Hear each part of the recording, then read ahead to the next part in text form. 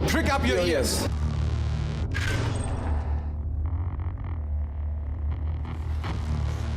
The sound of DTM. My car sounds like music to my ears. My favorite sound when the car is leaving the pits.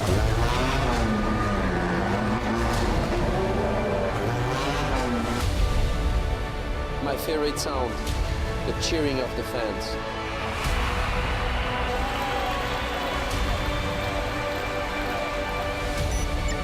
Crank it up.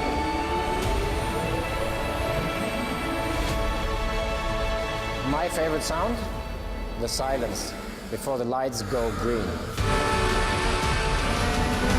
Full blast.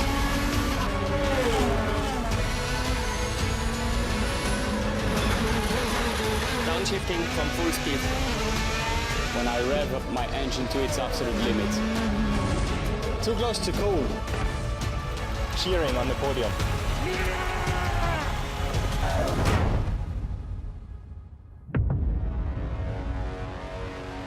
Be aware. It's gonna be loud. Hello and welcome to the fourth race weekend of the DTM season. We're here at the Norisring, the German Monaco as they call it. And it's the shortest track in the calendar, just under 48 seconds, and it's also very challenging. We saw a lot of action here yesterday, a lot of pushing and shoving, and the man directly involved was Matthias Ekström. Eki, you had a perfect qualifying today, pole position. However, +3 is your penalty. Are you okay with it? Do you think it's fair? It doesn't really matter what I think, because the stewards are the ones who decides, and we have to race by the rules they do and also how they read them. But I'm happy with the fastest time in qualifying, even if I'm fourth on the grid. So from there we have still good chances to win the race. Well, have a fantastic race. Thank you very much, Eki. But before we start the race, let's have a look back at yesterday's race.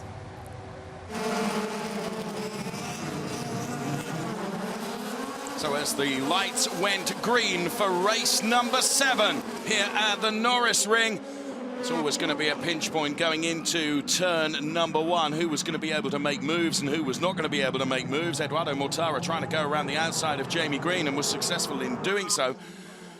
And there, Mike Rockenfeller with a little tag from Nico Müller. That sent him into a spin and brought his race to an early close. It was Christian Vittoris and Matthias Ekström, and there you can see Robert Wickens, and what a battle these two were to have. The drive-through penalty came for Nico Müller, and then this incident with Robert Wickens and Matthias Ekström fighting hard, and Christian Vittoris, who was an innocent race leader, caught up in the melee of that, and that really ruined his race. There we can see the contact between Wickens and Ekström, and as I say, Christian Vittoris was just an innocent bystander. That brought out the safety car. Of course, the big winner out of all of that was Edoardo MORTARA, and Robert Wickens shook his head in disbelief. Matthias Ekström shook the car back into the garage because that would take no further part in the race. So it was MORTARA, Green, De Resta.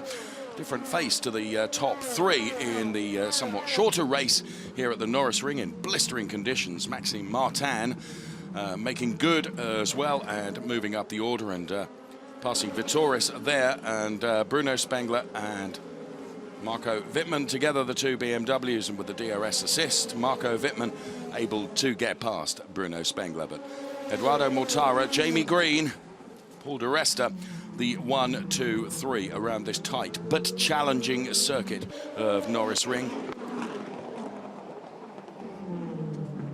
Valiant efforts by Paul De Resta to try and get on terms with his geographical close neighbour. They live very close together, but it was going to be Edoardo MORTARA's race for P1, Jamie Green P2, and Paul De Resta P3, and Delight down there on the pit wall. Uli Fritz is the head of Mercedes DTM, and he's with Verena now.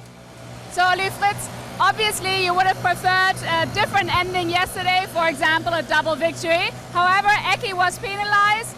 Can you just tick it off and move on and concentrate on the race today? Yeah, I think, to be honest, we need to just go ahead with that and start from where we are. I think there's no other choice for us, and we need to make the best out of it today. And we are fully focused, fully concentrated, and we'll try to win this race. And a P2 is a good position from Paul De Resta, so it is possible. Yeah, absolutely. I think in qualifying there would have even been more positions possible for Paul and also for Rob. But traffic didn't play into our hands, and so it ended up like it is. But I think it's a good position to start from. And the main thing is, as we saw yesterday, keep out of all the action on track. And if you can then go quick, then you should be in front. Thank you so much, Uli Fritz. Back to you. Thanks very much, Verena. So Uli Fritz then, as we look at the grid, it's Tom Blomqvist on pole position, it's Paul de Resta, P2. The second row, here's Chris Hartley. Nico Muller and Matthias Ekstrom after that three-place grid penalty. Starts fourth. To the next row, we find Lucas Auer. Rich vein of form for Lucas Auer going from P5. Maxime Martin in quali brought that P6 from virtually nowhere. On to the fourth row of the grid. Robert Wickens and Adrian Tombe going really well in eighth. Yesterday's winner, Edoardo MORTARA from P9. Marco Wittmann going from P10. On to the sixth row of the grid. A BMW and a Mercedes. Antonio Felix da Costa and Max Goods. We go to the seventh row, where we find Timo Scheider and Bruno Spengler. Middle of the pack, eighth row of the grid for the man that was on pole yesterday, Christian Vittoris 15th, Jamie Green on the podium yesterday, only 16th. Mike Rockenfeller will be hoping for better luck, and he goes from P17. Big work for him from there, and Esteban Ocon is alongside him. On the 10th row of the grid, Daniel Hunkadea and Timo Glock. So that was P19 and 20. We find Augusto Farfus P21 and Miguel Molina P22. And at the back of the grid, Martin Tomczyk and Gary Paffett. Gary had an off this morning in qualifying. Down back to the grid live now, and Tom Blomqvist is with Verena. Well, actually, I'm really nearby. He's just getting seated into his car, rather strapped in, as you call it. And it's quite funny because Tom Blomqvist got a lot of support from back home. His grandmother is here and his mother. So as soon as I can dash in there, I'm going to ask him because I'm pretty sure that he's highly motivated. May I just interrupt quickly? Just a quick question. Thank you very much. Tom, I just said your granny is here and your mother, so you've got perfect support. Does that motivate you even more from pole position to hopefully win the race? Of course. I mean, my grandparents and my mother are all over from New Zealand, so it's great to have them here supporting me this weekend. And I mean, I'm starting from quite a good position, so hopefully I guess they brought some luck today. Let's see, it's a long race. Cars behind are quick, but I'm starting from the best place, so now it's up to me. You go get him, Tiger. All right then, so back to you. Go get him, Tiger. Okay, so Tom with the support then of his relatives here from New Zealand. As we look at Marco Wittmann then, the BMW driver that goes from P10 and is P2 in the points championship, of course, and Edoardo MORTARA, who of course won yesterday, that goes from P9, which lends itself to the thought process that we have, Chris Hartley, that you know you can take nothing from Saturday and think that you've got a form guide for Sunday in DTM, can you? No, exactly right. We mentioned in the qualifying show this morning, if you're on pole position on a Saturday this year, on a Sunday, you're likely to be in the second half of the field because that's what's happened every time, and the same is true of drivers that go well in races. Adrian Tombe, so far, is having his best weekend of the season. He scored points with an 8th place finish earlier on in the year, but he got 7th yesterday, and Adrian looking really good and competitive in the qualifying session this morning. And just ahead of him is Robert Wickens, who'll be out for a real result here after the huge disappointment of yesterday in that collision with Matthias Ekstrom, which he wasn't very happy about. No, he wasn't, but in fairness, well done to Verena, who managed to get hold of him not long after the incident. And whilst, yes, you could tell that he was extremely angry, he was at least prepared to speak, as some drivers wouldn't, and respect to him for that. Maxime Martin, then, who qualifying this morning kind of brought that to P6 from, and it was almost off our radar, Chris. We didn't see that coming, so a good qualifying from Maxime Martin. It was right at the end of the session, wasn't it? He was sort of middle of the pack, and he put one really quick lap in at the end, but it was so tight. It's only a 10th of a second less than, covering the top 8 in the session this morning. Lucas Auer, who's looked quick most of the weekend in most of the practice sessions, but didn't quite get it together in the race yesterday. But Lucas for Muka Motorsport, who are very competitive at the moment, with Christian Vittoris on pole yesterday. Lucas Auer, a race winner at the Lausitz-Ring, and he's 5th on the grid, so it could be one to watch here. Yes, I would agree with that.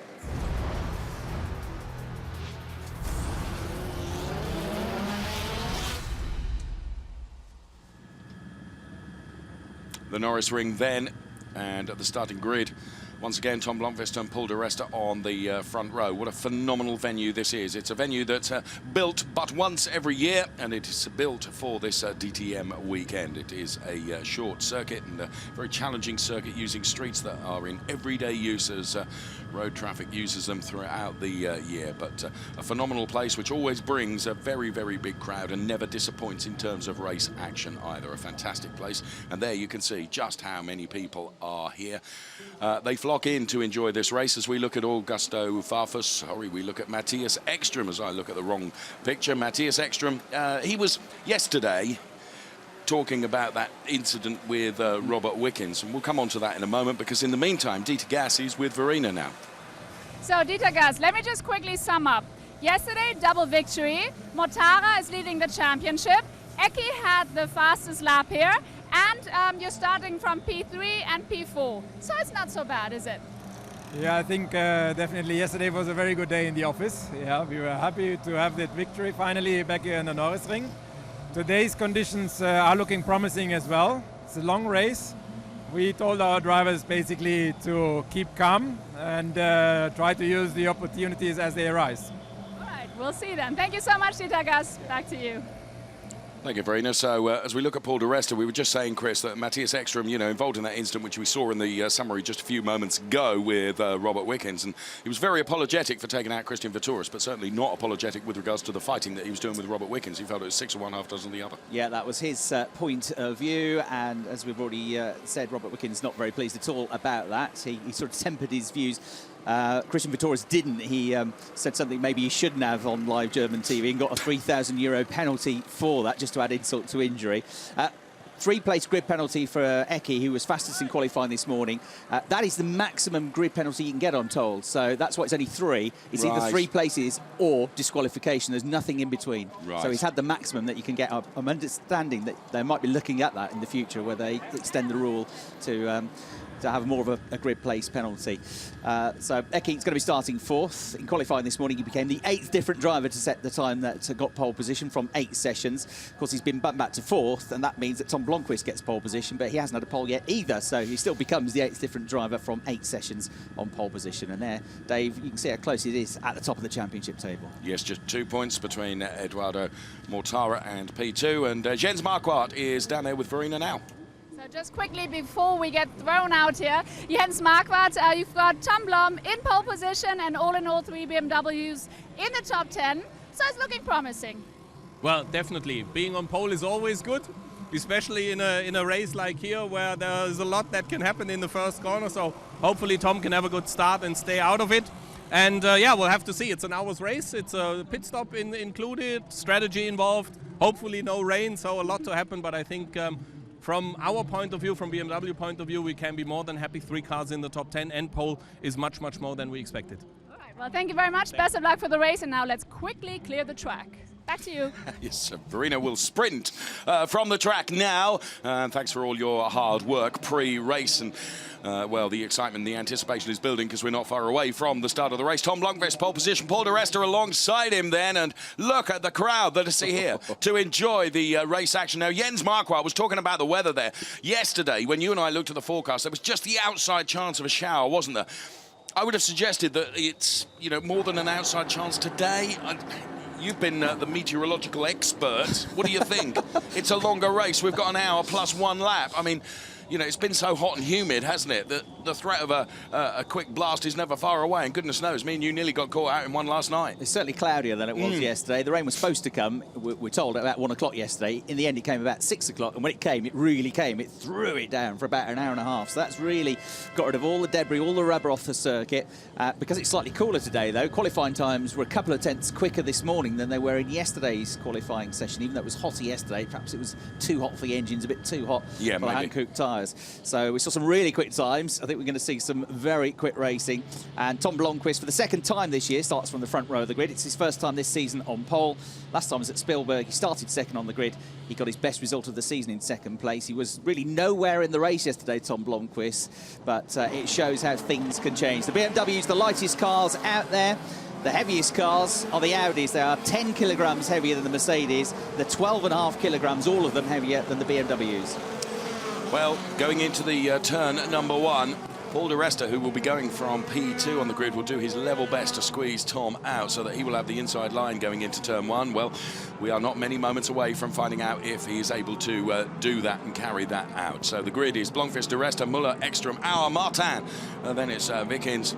Then we find Tombe, Mortara, Wittmann, Felix da Costa, Gertz, Scheider, Spengler, Vittoris, Green, Rockefeller, Ocon, Junkadea, Glock, Farfus, Molina. Then it's TOMCZYK, P23, and right at the back of the pack is Gary Pafford, who wasn't able to complete qualifying. He was in the first part of qualifying, wasn't he? Then clattered into the very, very unforgiving concrete walls, which I suspect will form part of the action this afternoon, and wasn't able to take part in the second part of qualifying, given to understand a part of the suspension linkage was broken. That's right, and he said later he was really angry with himself for having done that, and a lot of work to do now in the race. But we've seen plenty of good charges from the back of the pack from Gary Pafford before, and don't rule him out just yet. So they can see the length of the circuit, just 2.3 kilometres. Lap record 48.4 seconds. Pole time this morning was 47.8 seconds. Audi yesterday picking up their first win on what is their local circuit for 14 years since Laurent Aiello won back in 2002. Can they repeat the feat? It's possible. Eki, very quick this morning, only back on the second row of the grid. So Tom Blomqvist then into his grid box. Slow. Stop. Okay. Have a good start. I tell you when the last car is coming. We saw Toto Wolff and Uli Fritz then in the Mercedes-Benz garage. We saw Jens Marquardt in the BMW garage, and there's Wolfgang Ulrich then with Audi. That's it, approaching now. And the green flag is out now. Okay, so Ekstrom knows start sequence is just moments away now. We've had the green flag from the marshal at the rear of the pack. The lights go on. When the lights go out, we will be racing. It's Norisring, it's race 2, and it is DTM go, go, go. So Tom Blomqvist then with a very, very good start. He's able to close the door and make sure that Paul di Resta is not going to be troubling him as they go into turn number 1. But look at Nico Muller around the outside trying to make that long work, but it didn't.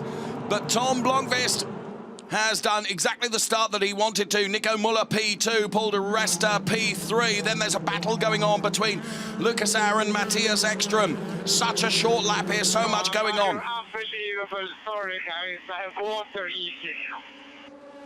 So Maxime Martin and Matthias Ekstrom there. I don't know whether you could make out that radio message. Just said, sorry, guys, so I don't know if there's something not quite right with the car. He's going to lose another place here. Lucas out with a good move to get ahead of him a couple of corners ago. Heck, he's in. Yeah, he's in. So he's into the pits. Ekstrom with a problem already. So that puts paid any chances for him. But Nico Muller has had a good start from third to second. DRS enabled after the first lap of the race these days. So as long as you're within a second of a car in front, you can deploy it. But the safety car is coming out. Everybody at the back of the field, I noticed, was cutting the corner of the hairpin, the Grundig hairpin, Rockefeller, Glock and drivers like that, just to avoid the carnage. Damage to Eki's car. I saw bits of bodywork flying off, both his and Lucas Auer's car. Right. It looked like it was serious contact, but if you just hit the car in the wrong place and the wrong corner, it can damage. So maybe the radiator problem there, something like that. I assume the safety cars come out because of the debris on the circuit. Well, we can see no other reason for that being deployed. So safety car is there waiting to pick up what will be our race leader, Tom Blomqvist. Then Nico Muller, P2. Paul di Resta, P3. Then it's Lucas Auer, Maxime Martin, Adrien Tombe, Robert Wickens, Mortara, da Costa, Marco Wittmann. Replay of the start then. Didn't get off the line that well, did he, Ekstrom? No, he did appear to bog down a bit, didn't he? Actually, Martin had a really good start off the line, the BMW, but he was stranded on the outside into the hairpin.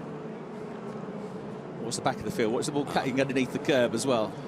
Rockefeller, Glock, everybody.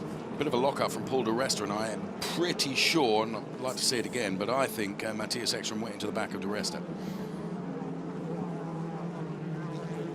Which begs the question, is di Resta's car going to be okay after that? Quite. Looked like maybe a puncture for Farfus in the background there. Sparks coming from the front right corner, so maybe a front right puncture or some problem at that area. Have a look at this replay. Is there contact? Yeah. Yeah, into the first corner. It's not been Eki's favourite hairpin that this weekend, has it? No. We'll see it even better now going on board with Matthias Ekström. Brilliant that we can have these onboards in replay so quickly. He had a bit of a lock-up as well, didn't he? I think. It's quite a hit on the back of the Mercedes, from Di Resta's point of view. So that's what we saw. So it wasn't a puncture, it was debris, perhaps from Ecky's car, caught underneath. It has deflated the tyre, but that's what the sparks were coming from, the front right. Just essentially aquaplaning along, but without the water. Yeah. Just gliding along the surface. Sparks flying, looks spectacular. And he had to limp back to the pits. He's still in the pits, Farfus. He hasn't gone back out yet. There is Jamie Green, who we're on board with now. He lost a lot of time. He was 16th on the grid. He's down to 21st, so he had a bad start. So safety car continues to lead the cars around there in the early stages of this second of the 2 DTM races across this weekend here at the Norisring. Safety car deployed almost straight away after the start.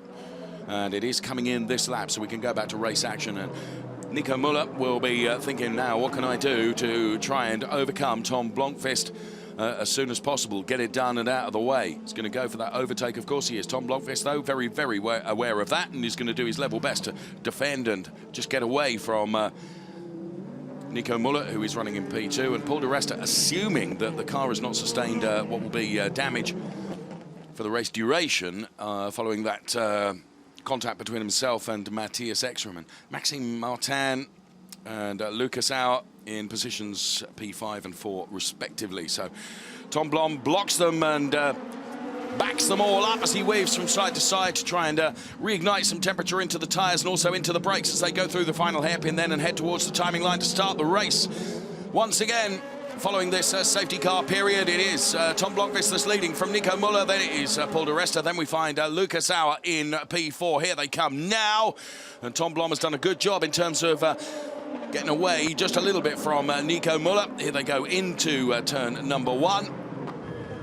Always is a bit of a pinch point, particularly at the start of the race, and now that the cars are all bunched up, once again, it has the potential to do exactly the same again through the Scholler-Esses now. Fantastic helicopter shot that we can bring you at this DTM race, and it's Tom Blomqvist that's leading from Nico Müller and building up a 4 or 5 car length advantage already before even one lap is completed. So good job done by Tom Blomqvist. Of course, once DRS is enabled, then it'd be crucial for Nico Müller to stay in that window to make sure that he's got that DRS opportunity to use to try and attack Tom Blomqvist, who is leading the race. Yeah, so good restart by Tom, and at the end of the first lap, he's going to be leading by, what, 3/4 of a second? Let's have a look as they come through. No, a second exactly from Müller. And Müller in his best position in DTM at the moment. He had a 3rd place at the start of the year from pole, the first race of the weekend. Let's see how he can get on. And unfortunately, Matthias Ekström already out of the race. Verena, has caught up with him down in the pits. Yeah, it's very unfortunate. Ecky, it looked like in the first corner that you just accidentally hit Paul Di Resta. Is that the reason why you had to stop the race? Yeah, it was the cooler broke, so I was coming fluid out. It was not a very hard hit, just a bad angle, and I mean, it was no aim to try and do something just to survive, but small contact in the wrong place, very expensive. So weekend to forget? Yeah, 0 points, that's very much to forget. Thank you very much, Ecky. Back to you. Well done to you, Verena, for getting hold of Matthias Ekström. Weekend to forget, as he says, 0 points. No good to him in his championship charge, is it? Tom Blomqvist leading them with exactly a second from last time around over Nico Müller. Then it's Paul Di Resta, then it's Lucas Auer and Maxime Martin. So that is the spread at the moment across the top 5. Yeah, and while we were hearing from Matthias, Robert Wickens getting ahead of Adrian Tombe to move himself up into 6th place. And now that he's released, Wickens has just set the fastest first sector of anybody in the race so far. So Wickens on a charge in the number 6 Mercedes. I think it's fair to say he likes this place, doesn't he? And he wasn't very happy about the way things happened yesterday, but nonetheless, he does like this track and always seems to go well here. There he is, Robert Wickens.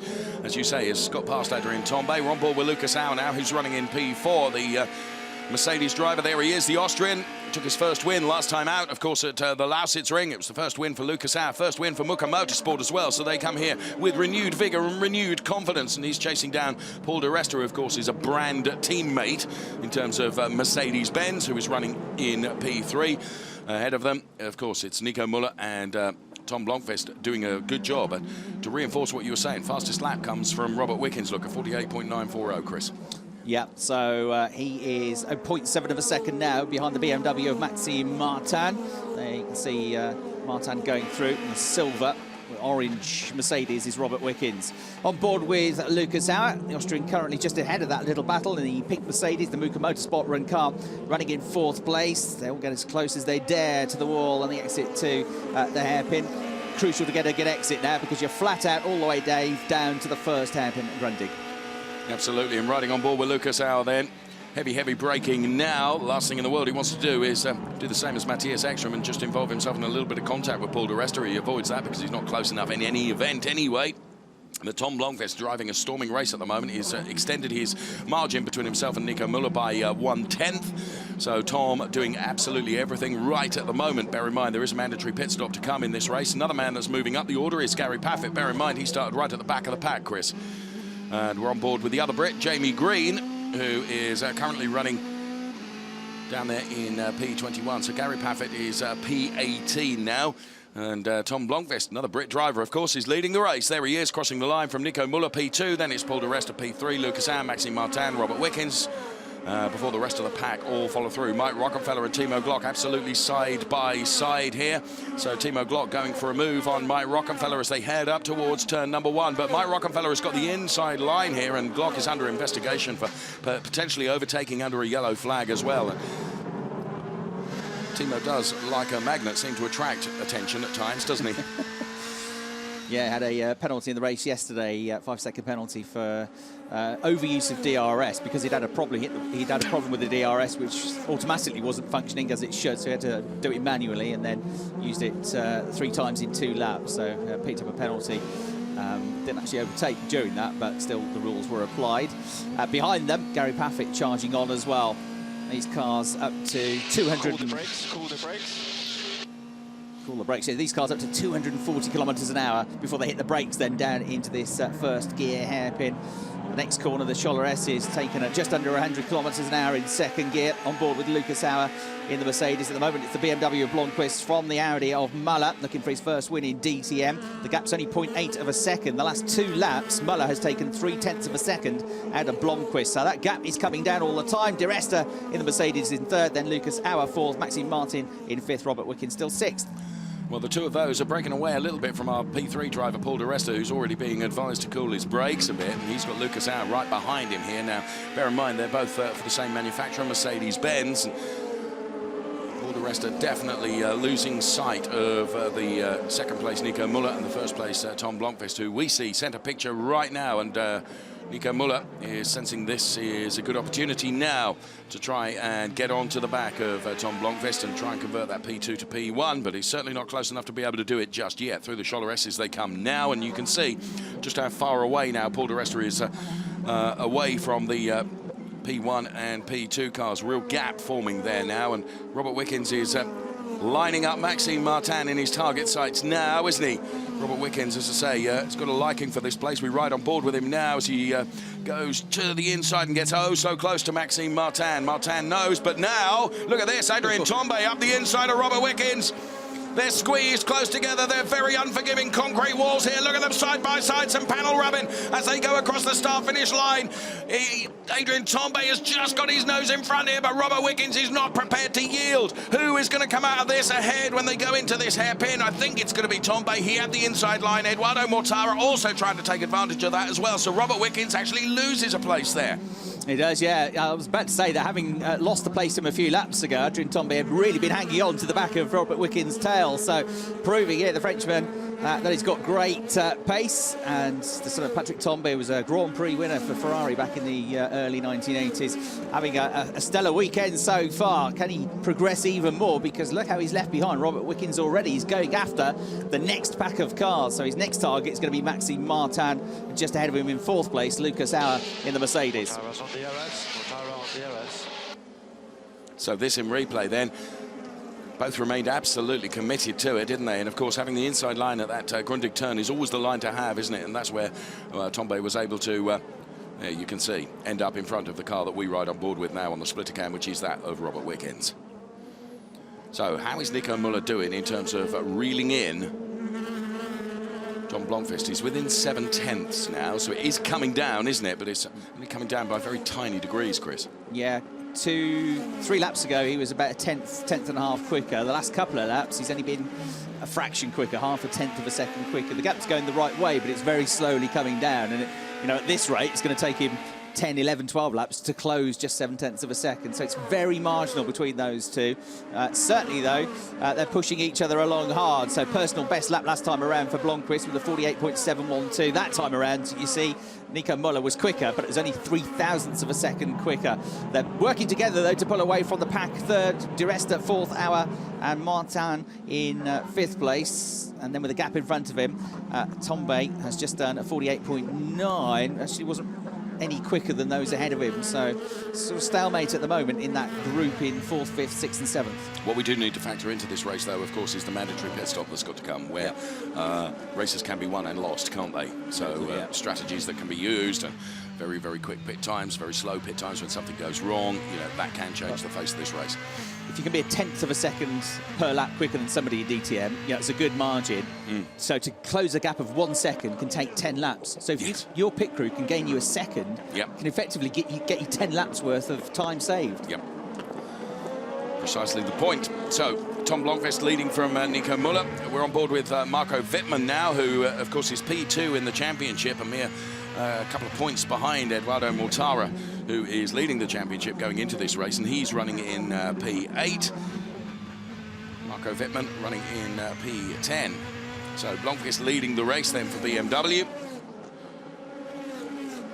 There is the Marco Wittmann car, running the Red Bull livery this year, rather than the Ice Watch livery, which is the livery that our race leader is running, which is Tom Blomqvist.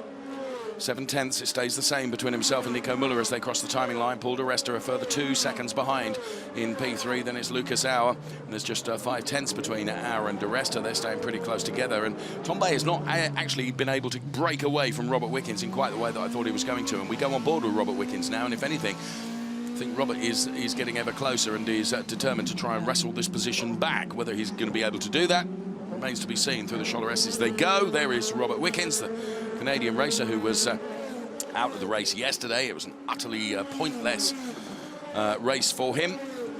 He'll be very disappointed with that, coming here from Norisring. A little bit of a lock-up there from Rob Wickens, and he runs very, very wide, and that will have certainly dented his opportunity to get hold of Adrien Tombe on this particular lap. Brilliant splitter cam shots that we're able to bring you. There's Paul Di Resta, Lucas Auer, Maxime Martin, then it's Tombe, and as you can see, Tombe is now following that little lock-up from Robert Wickens and a wide run from him. That's played into the hands of Adrien Tombe, who I have to say, over this weekend, we're seeing some of the best driving we've seen from Adrien Tombe. Yeah, very good, isn't he? Very much on the pace and getting some confidence back after a difficult season last year. Bases himself in the UK, lives in London. French driver, he's been in the championship for a number of years, Adrien Tombe, but looking good in 6th place. Of course, Wickens, now that he's behind him, gets DRS. And Tombe is now just about in the zone to use his DRS, which will cancel that out because he's only 0.9 of a second behind Maxime Martin. There is Robert Wickens pushing on hard here. Blomqvist goes through, 48.7, 48.6 though for Müller. So the gap's down again to 0.6 of a second. Blomqvist, a very international driver because he's the son of the 1984 World Rally champion Stig Blomqvist. So he has Scandinavian heritage. He actually was born in New Zealand, hence Granny and Mom are over from New Zealand, but he grew up in Cambridgeshire and races with a British licence. Yes, Lucas Auer, who is running in P4 with his brand mate ahead of him, Paul Di Resta. Then we see Maxime Martin. There is Tombe, Wickens, MORTARA. As the rest of the pack come through as well. Antonio Felix da Costa running in P9 and final points position at the moment for Marco Wittmann. It's Maximilian Goertz in P11. So 6/10 between Blomqvist and Müller. And they're the P3 and P4 drivers of Paul Di Resta and Lucas Auer, who we ride on board with now, the young Austrian, then nephew of Gerhard Berger. Heavy braking into the turn. Dials the car in and heads towards the Cholereses then. Remarkable circuit, this Norisring. And as I said right at the beginning of the program, just once a year, we get this fantastic racing here, and it's one that's always looked forward to with much anticipation, not only by the drivers but the spectators and all of us race fans as well. Good drive this by Paul di Resta to keep Lucas Auer behind him, because Paul doesn't have the benefit of DRS, Sure. which is, you know, worth a considerable extra amount effectively of horsepower as you press the button, and you can use it up to 3 times in a lap, and it changes the angle of your rear wings. So the car has much less drag, is much quicker in a straight line. But you have to be within a second of a car in front. He's not. He's 2.5 seconds behind Muller in second place, and he's still there. He is. The grey car with the yellow stripe down the middle of it, the Mercedes, keeping Lucas Auer behind him, who keeps closing up to him under braking into the hairpins. But Paul di Resta, the 2010 champion, hasn't really come under threat yet. He's just put that car in exactly the right place and looking for his second podium of the weekend. Now, Nico Muller has just taken another 10th out of Tom Blomqvist. So, quietly, stealth-like, he is trying to reduce the gap down still further. Of course, what would be ideal for him is just a small mistake to be made by Tom Blomqvist, which would enable him to get ever closer. So there is Nico Muller then. DRS gets deployed. The rear wing drops, and that gets him a little bit closer still to Tom Blomqvist, who is leading the race. And there you can see over the last 3 laps how it has come down, the gap between them.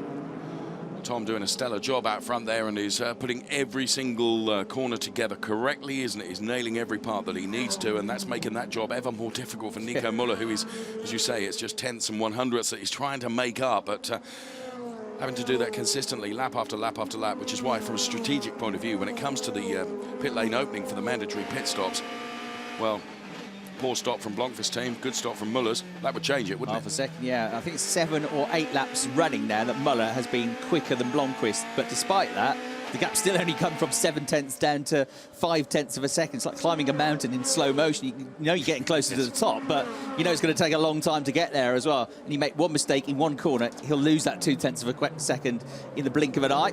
So they go through first and second. Nose to tail once again for third and fourth here. You can see the damage to the left rear corner of Paul di Resta's Mercedes after he took the hit into the hairpin on lap 1 from Matthias Ekstrom, who has then retired his Audi from the race. Just seen on my information screen that car 53 and car 100 must change positions, so that presumably means that Jamie Green overtook Watch your speed. Martin TOMCZYK when he shouldn't have done. Yeah, yellow flag maybe, or done in 19th and 20th positions. So first into the pits, it's the middle 20 minutes of the race where you make your pit stops, and the first one to come in is going to be Paul di Resta. Not the only one though, because Maxime Martin is following him through into the pits. So early stops for these two. Okay, in Paul di Resta, in comes Maxime Martin. Also coming in, Timo Scheider. Yes. He's had his best qualifying of the year for this race in 13th, so in the mix for some points. Right, let's put the clock on the time then. 2.6. Watch the white line, watch the white line. And off Paul di Resta goes. Well, that wasn't shabby, was it? That was as good as it gets, wasn't it? 2.6 seconds. Mega stop. So Paul di Resta back out then, having done his mandatory pit stop. Now, I was just thinking to myself, you know, the damage that is on the rear of that car, how much that is affecting and compromising the performance of that car. You would say, anecdotally, not very much, because he's still doing very, very well, isn't he? But inevitably, it must make a difference. Interestingly, with di Resta going into the pits, Auer set the fastest first sector of anybody in the race last time around. So he's been released now. He's not got this car in front of him anymore. And he's got to get his head down now, because that was a really, really good stop from HWA on the Mercedes of Paul di Resta, 2.6 seconds. So Lucas Auer will have been told that on the pit radio, and now get your head down and push and make these laps really, really count, because we need a bit of leeway in our pit stops here to try and match that. So every lap now from Lucas Auer has got to be like a quali lap, hasn't it? For 2 reasons. One, it gives the flexibility, not flexibility, but it gives a little bit of capacity to the Mucker Motorsport crew for when he does his mandatory pit stop. But it also means... He just did the fastest lap. Good pace. He did, yeah, 48.643 seconds. Also means he's getting closer to Blomqvist and Muller, of course. Yeah, indeed, yeah. He was 3 tenths quicker than Muller on that lap. Muller had a relatively slow lap, 48.9 seconds. Lost a couple of tenths to Blomqvist. There you go. It took him 8 laps to gain 2-3 tenths of a second. And then he loses it in 1 lap, yeah. as you say, just one corner where the apex is not nailed, and it can be, you know, everything that you've worked so hard. Müller in front of you, 1.9. You are faster than Müller. So our being advised then, of course, the team radios that we have here at DTM are all absolutely live, not pre-recorded and bits chopped out. You get it as it happens, so it's a brilliant facility that we have. Here comes Gary Paffett then. Bouncing and skipping and bouncing, yeah. That was a wild ride, wasn't it? Down the inside he goes. Did it though, didn't he? Yes. Held it on the way out of the corner. To, where's he now? Gary's up to 10th place at the moment, with several going into the pits, admittedly, but he's come onto a bit of a charge here, having not made that much progress for the first few laps of the race. Jamie Green struggling to make progress as well in the early stages, so maybe they'll, again, like you say, Dave, try and use a different strategy here to try and get their men up the order a bit. Wickens has been able to stay with Adrian Tombay as well, and here's the hard-charging Lucas Au then, who's trying to reel in Nico Müller and Tom Blomqvist ahead, who of course are P1 and P2 in the race. Lucas Au is P3, Adrian Tombay is P4, Robert Wickens is P5. We're on board with Marco Wittmann now, who is in P7 with yesterday's race winner ahead of him, P6. That's Edoardo MORTARA. Wickens get quite close to Tombay through that turn. The Grundig hairpin. They head towards the Cholleresses now. The gap to Blomqvist to Müller has kind of stayed 6-7 tenths, hasn't it, for the last few laps? Yeah, most of the time Muller's been quicker. It's just that one lap where he lost a couple of tenths, but again on this one he's quicker, so it is very tight between those two. Fractions of a second between Blomqvist. There's Müller in second place, and there's 2.7 seconds back to Lucas Au. He goes through the line. Is he any quicker than the top two? Yes, 48.694. So he's over a tenth quicker. Yeah, tenth and a half quicker than the race leader. On board with Robert Wickens then momentarily. Edoardo MORTARA for company behind, Adrian Tombay in front, and of course it's a difficult position for Robert Wickens to be in, really, because he's got to, you know, try and think about how he can get past Adrian Tombay, but also what he doesn't want to do in so doing is allow Edoardo MORTARA past either, and that's always so very difficult when you're in the middle there and hunting and being hunted at the same time. I do think they were very brave putting an onboard camera to that side of the to that side of the car, when you bear in mind how close to the wall and into the wall so many people have gone this weekend. Still on though, and we're still getting great pictures. Jamie Green being given the blue flag to say, get out of the way. The race leader's coming through, because it's such a short lap, isn't it? Yeah. That, you know, you are going to start lapping back markers very quickly. Indeed, you're seeing that happening now, because Jamie Green is up ahead of the race leader. Yeah, he's pitted, which is why he's almost a lap down. Yeah. Yes. Can you imagine? On the podium yesterday, second place, quick enough to win the race. Today he's been blue flagged to get out of the way of the race leaders. Absolutely extraordinary. So of those that have pitted, Glock, De Resta, Martin, Da Costa, Vitoris, Scheider, Gertz, and that man, Jamie Green. There's no way he's going to let him through, is there? Because it's crucial for him to stay on the lead lap here, just in case the safety car comes out. Well, of course, yes, that would enable him to get right on the back of the pack again, wouldn't it? So there is the race leader. Just say that Müller looks a bit closer now. Timing screen, yes, 4 tenths. 1 second. And now, all of a sudden, Nico Müller has got the hurry up, hasn't he? Look at Lucas Au as well. He took 4 tenths out of the two men ahead of him. So first, second and third there. Jamie Green in front of them. He's trying to avoid being lapped and was quicker, so he's getting into his stride with his new Hankook tyres on now. Oh, this is playing out very nicely, isn't it? Because Nico Müller ever closer to Tom Blomqvist now. He's got Jamie Green ahead of him. Bear in mind, Jamie Green is down on the order because he's the last one to have taken that pit stop. But now Nico Müller is right on the back of Tom Blomqvist. Lucas Au is trying to get onto the back of them, so that as these two start fighting, that means he's going to be able to advantage himself as well. If you can, next lap. So, yeah. Probably needed telling that, didn't he? I think he will, and I think he can, because he's well within a second. Is he? Yeah, 0.7 seconds, and here is a change for the lead, down into the hairpin. Müller wide, though, coming out of the corner. Blomqvist gets the BMW back ahead. So, very briefly, Nico Müller lunged down the inside, and got through, but he couldn't slow the car down in time, ran wide coming out of the corner, and in the end, he's further back than he was in the first place. So, the BMW of Blomqvist still in front, and now Lucas Au, Dave, is right in the mix. Here's a replay. Here it goes then. He carried all the speed, DRS assist, but what he wasn't able to do was scrub that speed off. He was too deep, wasn't he? And Tom Blomqvist actually very sensibly just let it come, let it happen, because he knew he was going to be able to get him back. There you go. There he is. Copy. Try to get out of slipstream to cool the brakes. Well, this is back live again, and all of a sudden he's back on him, isn't he? So this is fascinating stuff between the race leader P2 and P3. This is all this triple battle going on as Adrian Tombe comes in. Box. Pit stop this lap. Oh, and it's a slow one for Tombe. Well, that's going to be good news for Robert Wickens, who is right behind him. Martin's going to have him, isn't he? Should do, yeah, should do. He was in front anyway, wasn't he, before the pit stops, but Robert Wickens is going to benefit from that once he has his pit stop, because he was right on the tail of Adrian Tombe. They were 5th and 6th, and assuming that Robert Wickens has a better pit stop, because they lost a couple of seconds on that one, I'm afraid. Here comes Lucas Hauer in. Now, this is going to be a critical one, isn't it? Muka Motorsport need to be on their mettle here.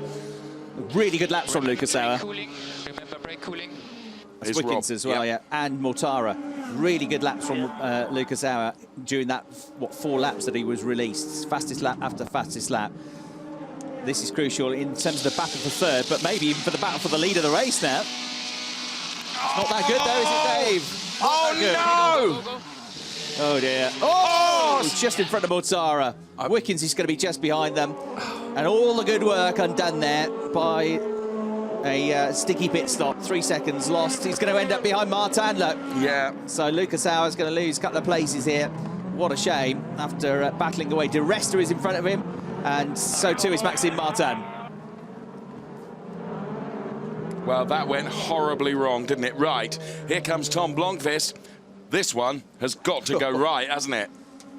Nico Muller now will stay out on track, and we'll be firing in some laps. It's not so good. It's all right, but it's not brilliant. RBM. Sounds harsh, doesn't it, criticising a team for changing tyres in 3.8 seconds. No. But the HWA one was as quick as I've seen, 2.6 seconds. It's going to bring De Resta into the lead battle. He's right back into it, isn't he? There is De Resta. And there is Martin, who's gained several places ahead of Hauer. And Mortara ahead of Robert Wickens as well. So Wickens maybe had a sticky pit stop as well. I thought Robert Wickens would have come out right behind, or maybe just in front. He's in front of Tombe, isn't he? Yeah, we think we didn't see it, but Robert Wickens would have been much closer, perhaps in front of Mortara. He's still in front of Tombe there, but Tombe had a bad pit stop as well. Yes. So now Marco Wittmann in. What can he do? So the RMG team go to work. We run the clock on 3.7. Well, tell you what, the benchmark one, or the best one so far we've seen, was for Paul De Resta, wasn't it? Yeah, if he gets the result out of this, he's got to thank the team. Yeah, because that was a mega pit stop. He's quite a quick driver as well, you may have noticed. Right, Robert Wickens was just trying to stay ahead of Wittmann, and contact with Tombe going into the hairpin, and the car stops. Didn't look like that hard contact, did it? Let's have a look. And that was down the inside. That's Felix Costa, isn't it? Yes, it is. And it didn't look too heavy, but if you hit the car at the wrong point, and it looks like it's just cut out, doesn't it? It's exactly the same as what Matthias Ekström was said. Yeah, what's happening, honestly? What's this racing? Yeah, we saw it. We saw it. You've only got to hit the car in the wrong place, and the damage can be terminal, can't it? Now, He may have fired yeah, it again. Oh, what a shame for Andrew. Yeah, he was driving well. Really well, wasn't I it? agree. You know, the pit stop didn't go well. Right, we're going to have a look at replay of some of the stops now. So Robert Wickens, because they're all coming at the same time. That's the Muka Motorsport stop, which was okay. Just wasn't brilliant, but lost time, didn't he? But Mortara had the better one, and that's when Mortara got past Robert Wickens. On board now with Robert, Dave. And he had an opportunity to gain a couple of places, didn't he? But wasn't to be. He went the other way in the end. Well, great that we were able to look at those replays and analyse what went wrong. Now, interestingly, Jamie Green was shown the black and white flag for the non-respect of the blue flag. There's Nico Müller, who's stayed out. Müller hasn't pitted, Paffett hasn't pitted, Juncker Daya hasn't pitted, nor has Rockenfeller, TOMCZYK, Molina and Ocon. So Di Resta's 2.8 seconds behind Blomqvist, which is about what he was before the pit stop. So even though Di Resta's pit stop was quicker, I think Blomqvist's pace on the track has been able to keep that gap pretty much the same. But the AB team, who lead the team's championship, with a good stop as well, didn't they, for MORTARA? Yeah. There is Tom Blomqvist, who is 5th in the race, but is effectively having to fight hard now to make sure he stays ahead of Nico Müller for the lead of the race. So Blomqvist then.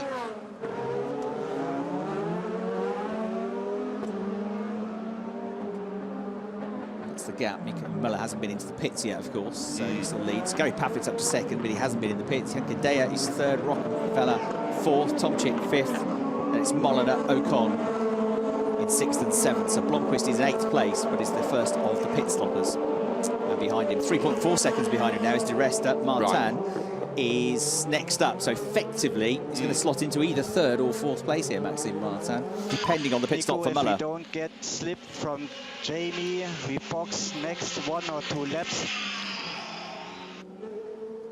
So Müller being advised then, next 1 or 2 laps.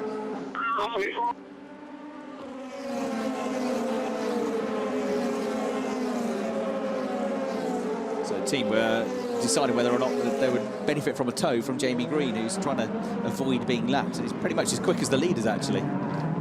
Penalty for Da Costa, 5 seconds for pushing another car. So Da Costa's going to get a penalty for that. And look at this, Maxime Martin right up to the case now of Paul Di Resta and Lucas Auer, who we know he's quick. He's making up for the time lost in the pit stops. Absolutely, he could, the more that Paul Di Resta and Maxime Martin are battling, Lucas Auer is going to try and advantage himself of that, isn't he? Look at him now, is he going to try and dive to the inside? Well, the door is closed firmly by Maxime Martin in defence, and absolutely Maxime Martin's right to do that, but what Lucas has got to be very careful of, he's got the hard-charging Edoardo MORTARA right behind him as well. Effectively, this, once all the pit stops settle down, should be the battle for 3rd place, with Blomqvist and Müller. We're a couple of seconds clear. Box for pit stop, Nico. Right, Muller's coming in, the last of the front runners to make a pit stop, Dave. Yeah, and it's going to be absolutely crucial, isn't it, for Nico Müller that they get this pit stop right. Any tenths that he can gain in that position. There's Lucas Auer then, who we were on board with momentarily. Slight elevation and surface change there between the tarmac, asphalt of the road, and then the concrete paving almost. Not quite so... Brake water cooling after turn 4 once, and box for pit stop. Quite so devastating necessarily in dry conditions, but we have seen in wet races here where you come off the tarmac and onto that concrete, and all of a sudden it's completely different, isn't it? Maxime Martin has not given up this chase, is he? In comes Nico Müller. Müller in pit lane. Wickens got a problem. Wickens with a problem. Deflated rear tyre all over the road he is now. Oh dear. Müller in. Blomqvist has been going quickly meanwhile. Pit lane clear. Fighting for position, end of pit. So will he be in front or behind Tom Blomqvist for the lead of the race? Right, here comes Tom Blomqvist. He's got the momentum. Main straight now. Oh, look at this! Oh, he's done Nico Müller could be leading this race now. Tom Blomqvist, the tyres up to temperature, has got to try and make this stick soon, hasn't he? You can hear the team cheering in the background, can't you? Nico Müller leads a race. 19th and 20th in the championship in his first 2 seasons of DTM, but the new engineer, a new lease of life. Think about cooling the brakes. It's looking good for perhaps the first race victory in DTM. In comes Robert Wickens then to sort out this deflated front right, and in and out in a flash, but that's going to ruin, I'm afraid, his race. Case of what might have been for Robert this weekend. Yeah, you're absolutely right, but, well, Nico Müller, the team served him very, very well, didn't they? Probably a great strategy there to keep him out longest. Yeah, had a clear track, didn't he, which was critical, and put in some very good lap times. And there was nothing between him, and it was only half a second between him anyway, and Tom Blomqvist. Blomqvist's pit stop wasn't mega, was it? We didn't see the time for Muller's, but also very good. This then is where the puncture was picked up. Wheel rubbing with Mortara, who also nicked into the wall as well. Marco Wittmann was just behind in the BMW, trying to stay out of the trouble and maybe gain an advantage from it as well. Now, thinking of the tyre that was changed there. Front right, wasn't it? Yeah, but there was also contact on the rear, and it's the rear tyre that was deflated. That was the one that I could see the rubber coming off, right. And that was because of the contact with Mortara. Yeah. I rather think he might have punched the other one by taking too much curb, because he really did launch on that curb, didn't he? Well, Paffett leads. He does. Notionally. Notionally. Yeah, hasn't been in the pits yet. He's got good pace as well, Gary Paffett. 48.671. That is up there with the fastest laps of the race, isn't it? Mike Rockenfeller hasn't pitted either. He's in second place with a 48.8. Esteban Ocon in third place. He hasn't yet pitted, 49.1 seconds. Then it's Muller, who's effectively going to be the leader of the race. There he is. He has pitted, and behind him then Tom Blomqvist by 0.8 of a second. And then you're going to have Maxime Martin, who is ahead of Paul di Resta now. So the BMW ahead of the Mercedes, and on for a podium position. There is Maxime Martin, and he's pulled away from di Resta, who's going to be fourth. Lucas Auer fifth. Edo Mortara in sixth place. So Robert Wickens under investigation for forcing another driver to leave the track. That will be the incident that we saw just a few moments ago. And Lucas Auer still tucked in behind Paul di Resta, and I can't help but feel that Lucas Auer has got a better pace than Paul di Resta, but he's just not able to find his way past, which surprises me. He's quick, isn't he, this weekend, Lucas Auer? Really quick.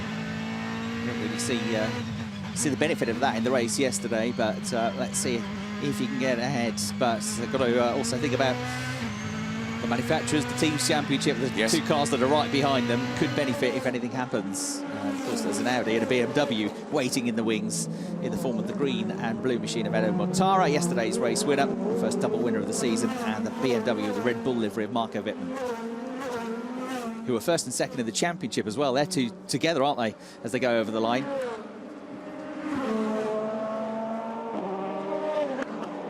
So again, Lucas Auer then all over the back of Paul di Resta, but find a way past, although takes a tighter line than Paul di Resta out of that turn, doesn't he? But it doesn't help him. So just a warning for Robert Wickens, a black and white flag for the contact with Edo Mortara. Careful to avoid the debris still on the circuit. And this you're watching is the battle between di Resta and Auer, effectively for fourth place once the pit stops happen. Esteban Ocon has now been into the pit, so he'll drop down the order. So it's just Paffett and Rockenfeller that we're waiting for now, isn't it, that are going to make their pit stops? Paffett's going to leave it as long as possible because he's flying. 48.6, quickest man out there at the moment, Gary Paffett. All strategies being decided on the pit wall, as you can see, and I wonder if that one of those decisions that will be made will be to Paul di Resta that says to Lucas Auer, don't hold him up at some point in the race. Yeah, if they can get far enough away from the Audi and the BMW, it gives them more options, doesn't it? I think you're right that they're being particularly cautious because, of course, they've got two of their competing brands right behind, haven't they? Starting to break away, though, aren't they? A little bit, I think. Yeah. Gap to Mortara seems to be growing slightly. It's not a lot, but slightly. Here are effectively the two leaders of the race. They're third and fourth at the moment, with Gary Paffett leading the race. Mike Rockenfeller second, both of them yet to pit.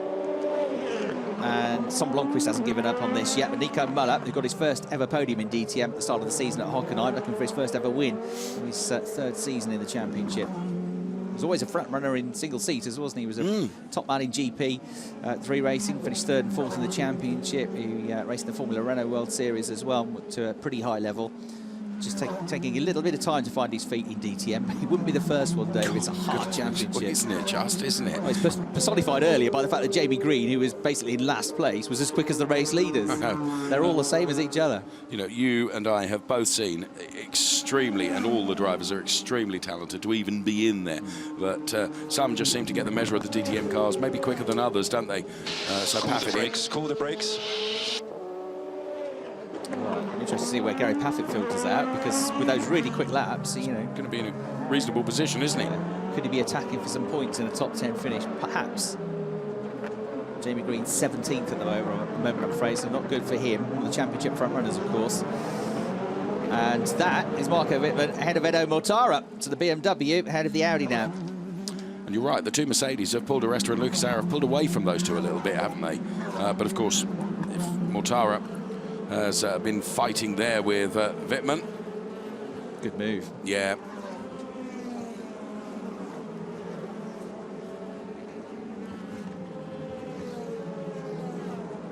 That was tidy, no contact, not too close to the wall. Which proves it can be done, doesn't it? Yeah, exactly.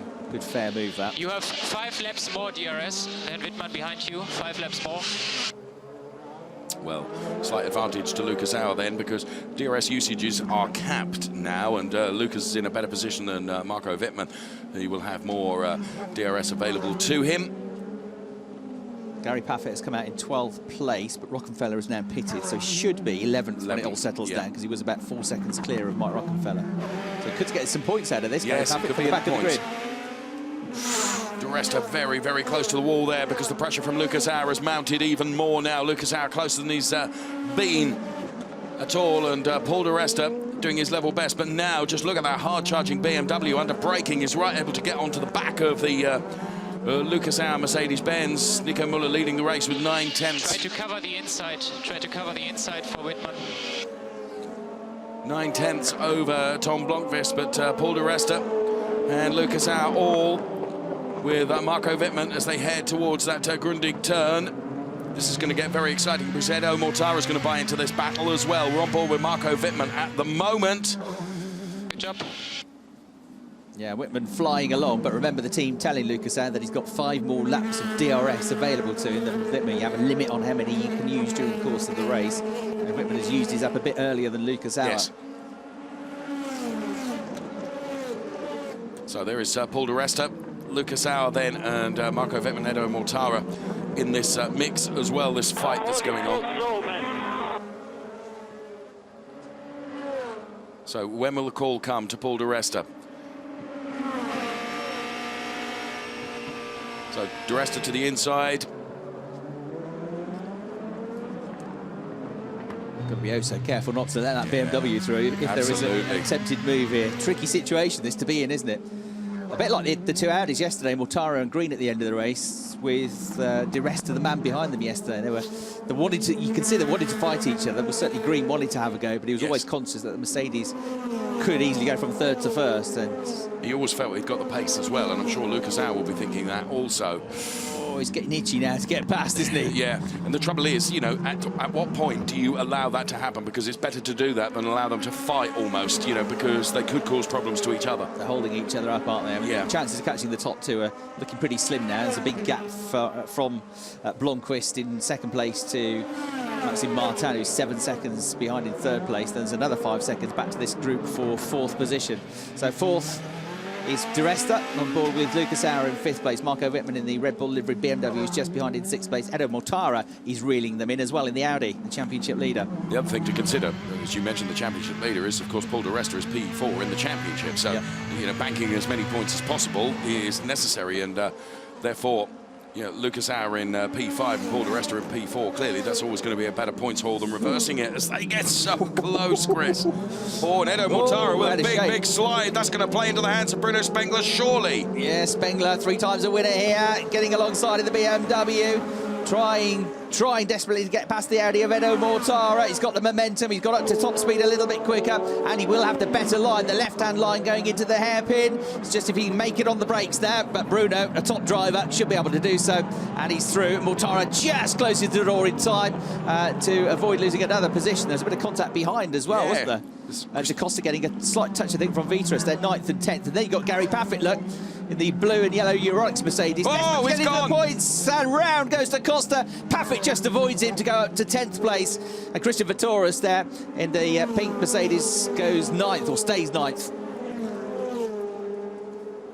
Well, that was a real pirouette, wasn't it? And it was a good save from Antonio Felix da Costa. Bruno, so you are P7 now?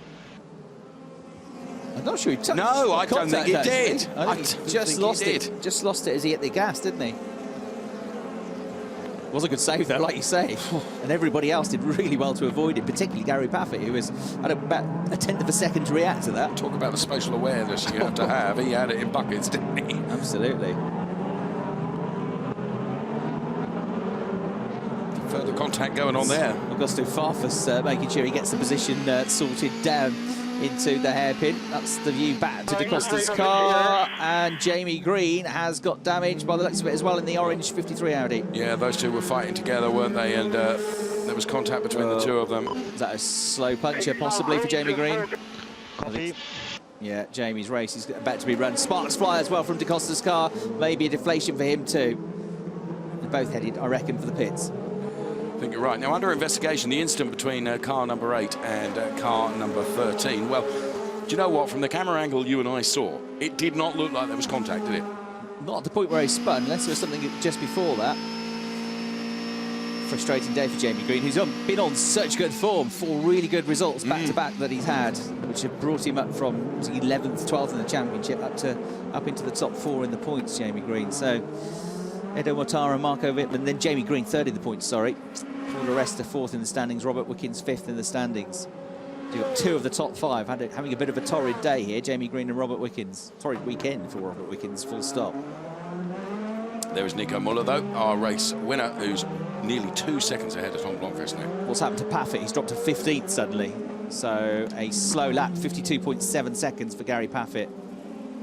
A good spot. Timo Scheider then into the points, first time for a while, in 10th place. Ooh, out wide there, and around he goes, double pirouette. That was a 720, wasn't it? That was a donut too to be proud of. That's an ill-handling car. So, that was Tombo, was it? Let's have a look. No, my apologies, Max Gotts. Maximilian Gertz, who's auditioning for his new stunt driving role. And apologies for the pneumatic drill sounding noises from the comms booth, as I think our air conditioning unit is about to go bust. Right, here's Jamie Green and DaCosta contact. Oh, that was pretty brutal, wasn't it? Wonder if something might have happened before that to trigger it off, if you know what I mean. Really fight, don't they? Yeah. Sleeves up on that one, wasn't it? And both of them then with damage, both of them tumbling down the order. Gary Paffett's out now. He's stopped. Wittmann has 4 laps DRS left. 4 laps DRS for Wittmann left. Green gets a black and white flag. What you may not have noticed was that Christian Vitouris is going to get a drive-through penalty. Right. Oh, so clearly there was contact that you and I didn't see. And retirement for Jamie Green. And as you correctly identified as retirement for Gary Paffett. The air conditioning unit in our comms booth is now smoking. Is that what it is? Right. We need a new engine. We'll turn it off and sweat then. Big ruin here, don't we? Right, here comes Christian Vitouris to serve that drive-through penalty for pushing another car. That was the spin that you saw a few moments ago, which was an incredible save.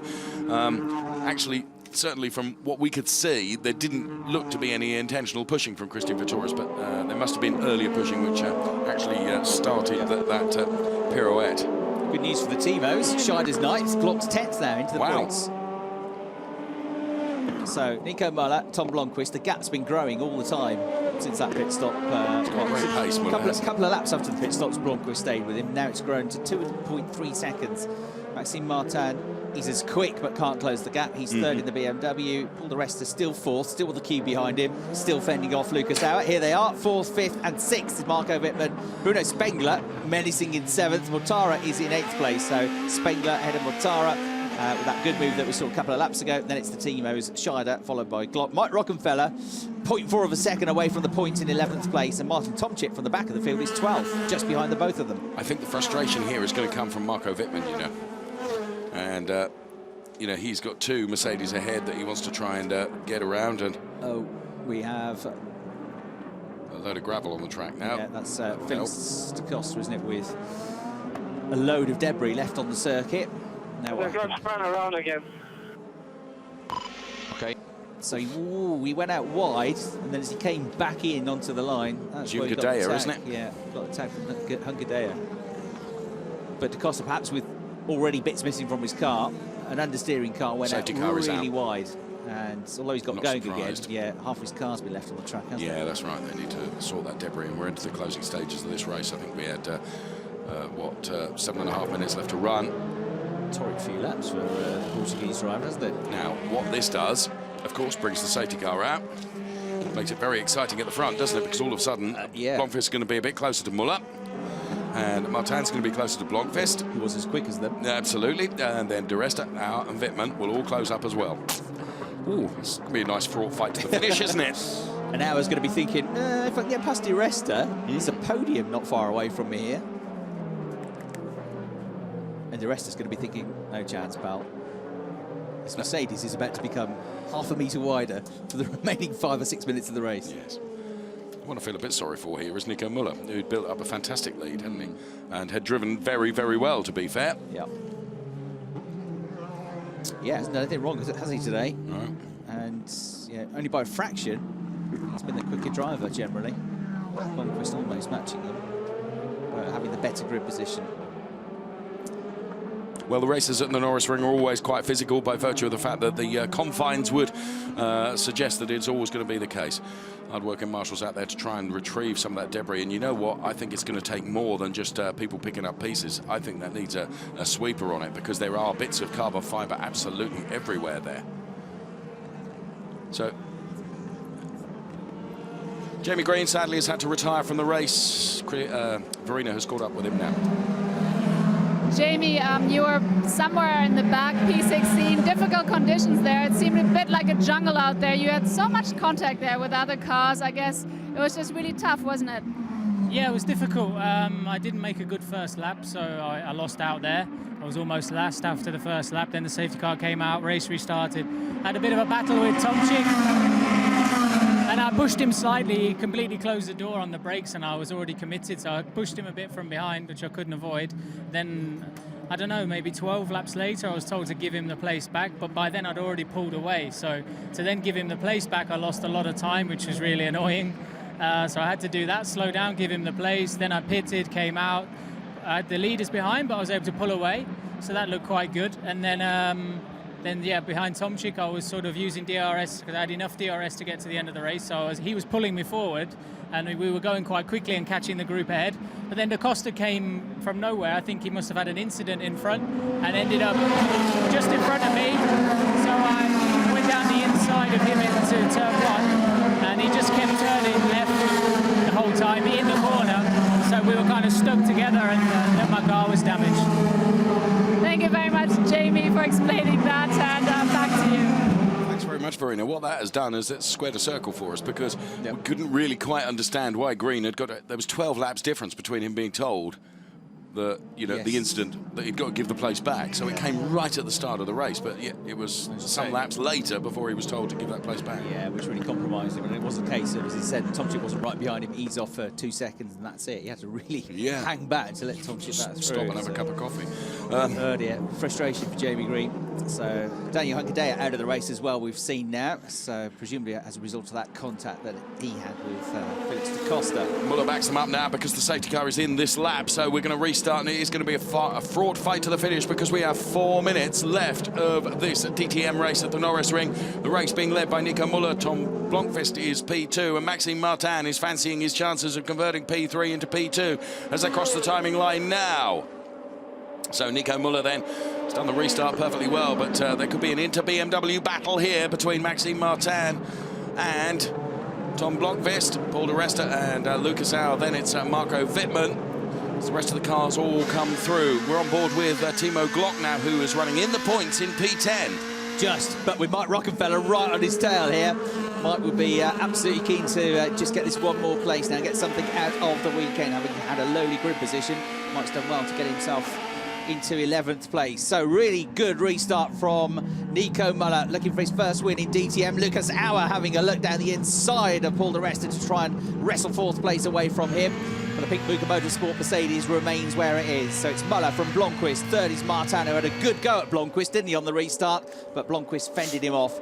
So Muller leads in the Audi, Blomqvist second in the BMW. Martin making 2 BMWs on the podium. And the Mercedes of Di Resta still fourth, with that queue formed up behind him. Whoa, from that heli shot, you can see just how close they're getting as DRS is enabled once again. We have under 3 minutes of racing to come. Nico Muller leading from Tom Blomqvist. Then the cork in the bottle here, actually, is Paul Di Resta, isn't it? Because they're all stacked up behind him now. Great job, isn't he? He's kept them behind for lap after lap after lap. No DRS for him most of the time.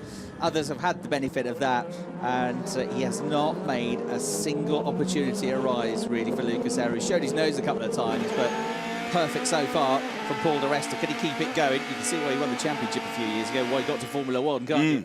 So Lucas Auer is trying everything here, the youngster, try and find a way past Di Resta. He'll deploy DRS again. He's also got Marco Wittmann behind him with the same benefit. Again, he shows his nose, but it's sort of a half-hearted look down the inside, isn't it? Of course, the worst thing that they can do is 2 Mercedes-Benz drivers fall over and trip over each other, and of course that would benefit Marco Wittmann and Bruno Spengler right behind. So there is Martin Tomczyk and Timo Scheider there.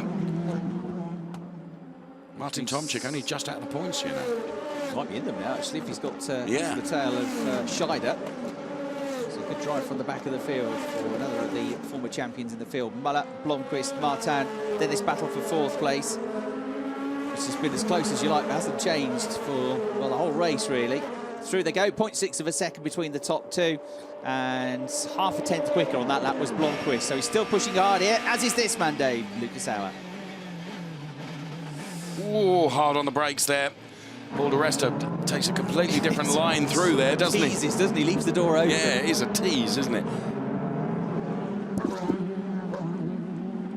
So Muller then, who has got 6/10 over Tom Blomqvist. As you say, Tom Blomqvist isn't over with this yet, although the time in screen means, oh, it was damage from Mike Rockefeller there. And Tomczyk is into the top 10, and Timo Scheider has dropped down, plummeted down to 17th.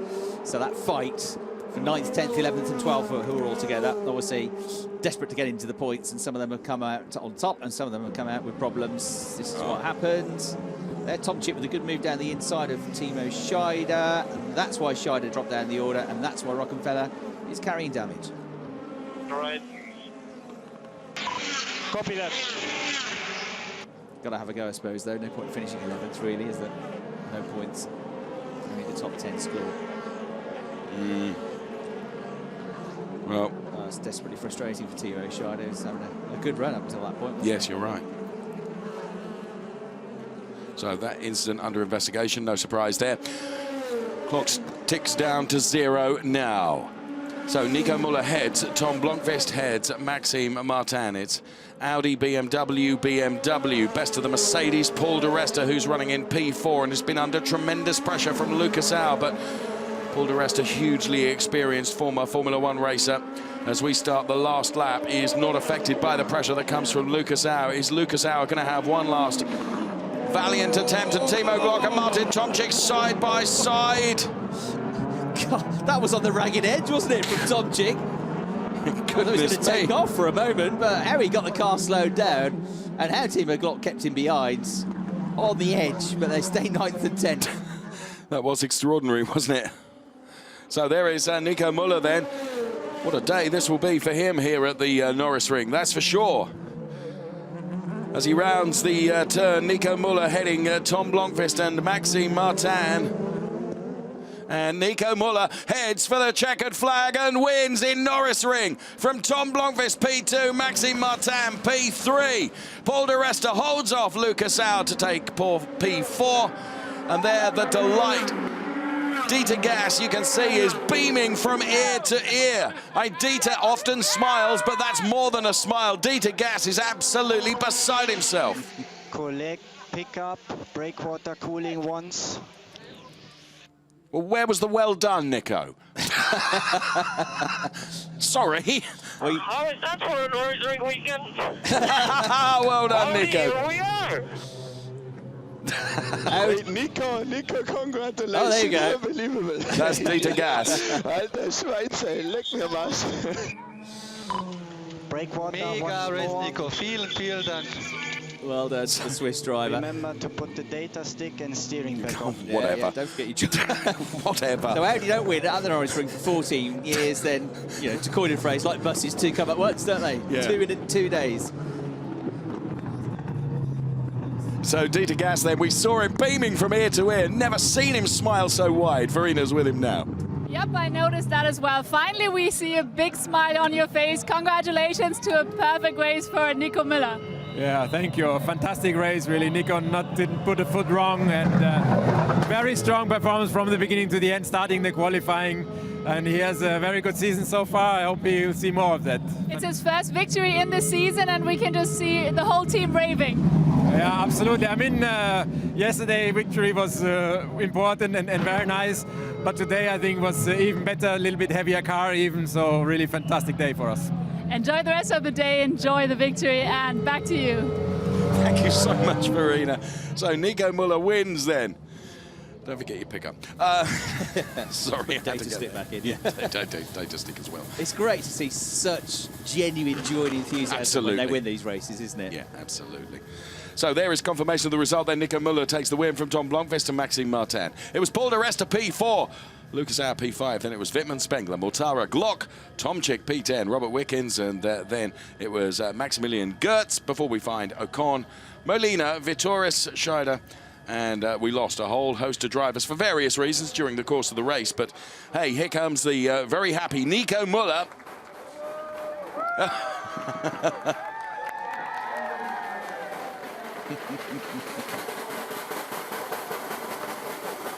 Goes to be Wade. Yeah, don't forget that.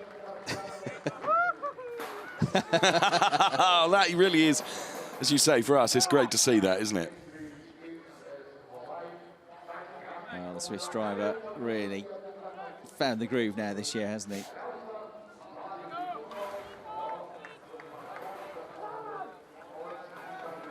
He and Tom Blomqvist had a good fight, didn't they? Yeah. Really close together.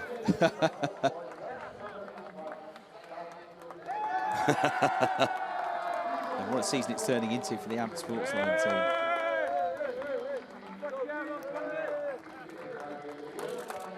Joint best result of the season with Tom Blomqvist in second place as well. Be pretty happy with that. Maxime Martin's second podium.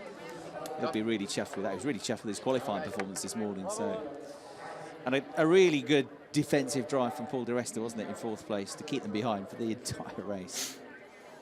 And what about the charge from Martin TOMCZYK? Back, back to 10th. Him and, who was it, Timo Glock, wasn't it? Him and, I can't remember now. There was so much going on, wasn't there? They were absolutely side by side. Oh, yeah, Timo Glock going on to the last lap. Yeah, the car bouncing and sparking down towards the hairpin. God, I thought he was either going to be through or off, or it somehow controlled it, and they avoided each other. Look at the eyes. They tell the story, don't they? Ah, well, there we have it. Never a dull moment, is there, in DTM? Marco Wittmann now leads the championship on 75 points over Edoardo Mortara on 73. Paul de Resta on 70. Then it's Green, Martin, Wickens. And now Nico Müller is P7 in the championship. Incredible, isn't it? Matthias Ekstrom third. Down to ninth. Down to ninth after this weekend, yeah. You've got to keep scoring points. You can't afford to score no points in a weekend because it's so close. And Marco Wittmann just keeps quietly going about his business, doesn't he? He does. Yes, he does. So we take some super slow-mos of the top three. Maxime Martin then. Another one that's stealth-like went about his business, but we go to the podium now as Nico Müller stands on the top step of the podium. Tom Blomqvist goes to step number 2.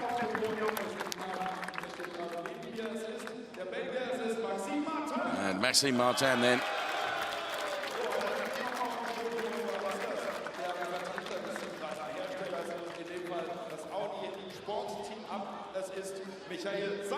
Will it be Hans-Jürgen? No. So we stand by for the national anthem for Nico Müller.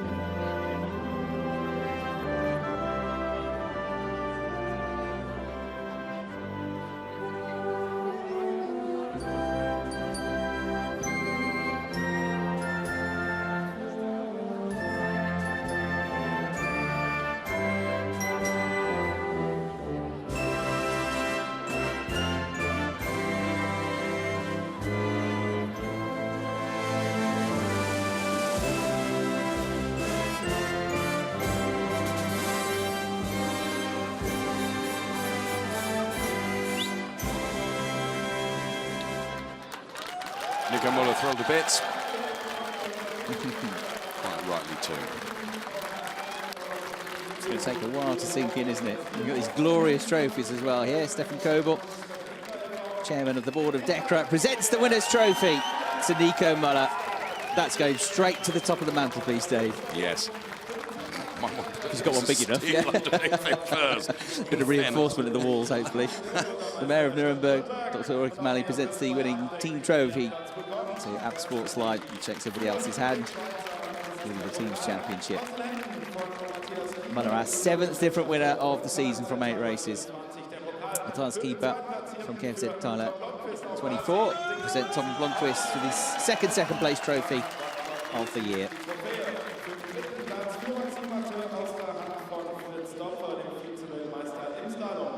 And slalom world championship runner-up Fritz Doppler. 3rd place to Maxime Martin. He's delighted as ever to be on the podium. He always beams, doesn't he, when he gets a good result, Maxime Martin. Yes, he's no stranger to podiums, to be fair, in his racing career, is he? So the Swiss driver wins, British driver 2nd, Belgian driver 3rd. After another stunning weekend of racing from the Norisring. Never fails to deliver this place, does it? This was Ollie Zittler, who so far has avoided being sprayed on the podium, our podium presenter. You better run quick, because I reckon Nico Müller's going to go for it with the sparkly. Yeah, I think you might be right there. You know, the old Henkel Trocken, he might be the first in the race to that. Here we go. You're not wrong. The Blomqvist's going to get left behind, isn't he? Oh, no. Actually, he was a bit subdued. I was a bit disappointed. Come on, Nico.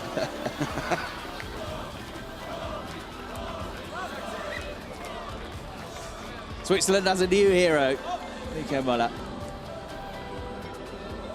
And after a tough couple of years, quality shining through now, isn't it? Got the monkey off his back with the podium earlier in the season, and now, after a frustrated day yesterday as well, which he got a drive-through penalty after some contact in the race, he's bounced back really well.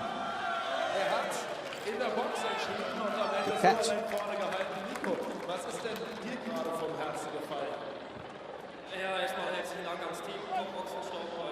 So, the Henkel Trocken being shared around then.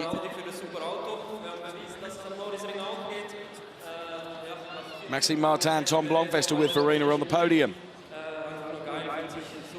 So, congratulations. Unfortunately, you lost 1 place, but P2 must be good and you must be happy. Maybe it was a good omen. Your grandmother and your mother were here as well. I mean, it's always good to be on the podium, right? Oh, for sure. I mean, after yesterday and I think our expectations coming into the weekend, I must admit we were really not expecting this. And full credit to my team. We really turned the car around overnight, and today the package was really good. And no, good start, good opening, you know, before the pit stop. I think we lost a little bit of time in the pit stop, was a bit of a shame, but I think Nico was a little bit quicker at the end of the day, but nonetheless, you know, we're really happy with this result and great for the team. Maxime also on the podium, so I think my team should celebrate quite well tonight. I totally agree, and I'm going to grab Maxime. Congratulations to you, 3rd place. You fought really, really hard. How happy are you with the 3rd place? No, I'm really super happy. Starting the Norisring weekend, it was not easy. And yeah, yesterday I was from P14 to P6. And today I started from P6, so I had a better chance. And I took it. So to go on the podium, it's unbelievable. And yeah, it's a nice feeling. I'm really happy. Good points for the championship, good points for BMW. Tom did a fantastic race. I'm super happy for Nico Müller for his first victory. And yeah, we come back stronger. All right, thank you very much. And back to you. I'm going to try to grab Nico in a bit. Well, we look forward to that because Nico is one very, very happy man, and rightly so, because he has taken victory here at the Norisring. And I don't know whether it makes the victory even more special, because it is this place, Chris. It's always a very, very big crowd. You're always going to be very well received on the podium. Well, let's find out, because Verena is with him now, the victorious Nico Müller. Yes, Nico, congratulations. Your maiden victory, the very first victory in your DTM career. And you're smiling from one ear to the other, so all the hard work paid off. Yeah, I think that's a very good summary of today. I mean, yesterday was a very dark day for myself, but yeah, we didn't give up. The team did a great job today, giving me a car that was very competitive, and also, I mean, the pit stop obviously was the key in the end. I tried to pass him on track, which didn't work, so they did all they could to help me get that victory. So I think a large part of that really belongs to my guys who did an amazing job, and yeah, I'm just very, very happy for them and for myself. And how does a victory actually feel in the DTM? Just amazing. I mean, I've had a little taste of how good it could feel when I was on the podium in Hockenheim, but it's just, yeah, it's just stunning. I mean, to be up there and know that you've achieved what you've worked for such a long time is a great feeling. Well, congratulations, and here are the highlights of the day. See you next time. Bye-bye.